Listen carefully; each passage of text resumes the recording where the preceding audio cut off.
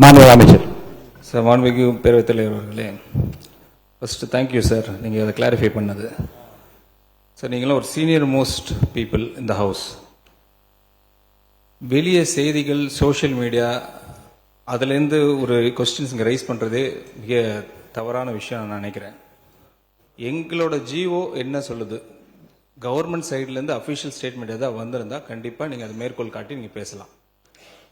எங்கள் honourable chief minister already revenue augmentation கமிட்டின்னு போட்டு இந்த மான்டிக் சிங் அலுலியா கமிட்டின்னு ஒன்று ஃபார்ம் பண்ணியிருக்கிறோம். அதில் யார் லிஸ்ட் அவுட் பண்ணியிருக்காங்களோ அவங்க தான் எங்கள் ரெப்ரசன்டேஷன் கமிட்டி மெம்பர்ஸ்.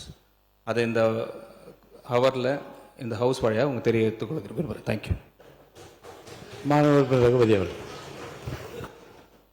மாண்புமிகு பேரவைத் தலைவர் அவர்களே, பத்திரிகை செய்திகளை அடிப்படையாக வைத்துக்கொண்டு மட்டுமல்ல, பல்வேறு தகவல்கள் இன்றைக்கு வந்த காரணத்தால் அதை சொன்னோம். ஆதாரம் இல்லாத எனக்கு கிடைச்ச தகவல் நான் கார்ல வரும்போது ஒருத்தர் அவர் உங்களுடைய பிரதிநிதி இல்ல, முடிஞ்சு போச்சு.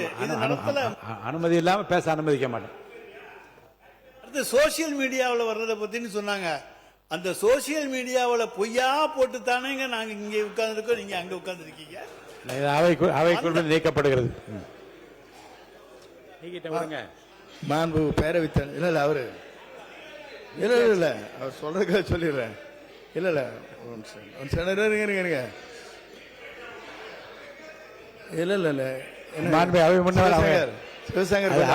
நான் நீக்கிட்டேன். அது தொடர்பா பேசுவாங்க, வேற ஏதாவது சொல்லுங்க. அது அவை குறிப்பில் நான் நீக்கிட்டேன். அதை நீக்கிட்டது இல்ல நான் சொன்னது ஒன்னே ஒன்றுதான். அதை கோயிலிருந்து நீங்கள் நீக்கி விட்டீர்கள்.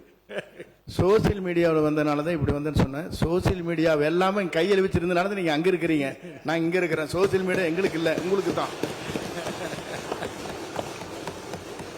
அடுத்து மாநில உறுப்பினர் அவங்க பேசுங்க.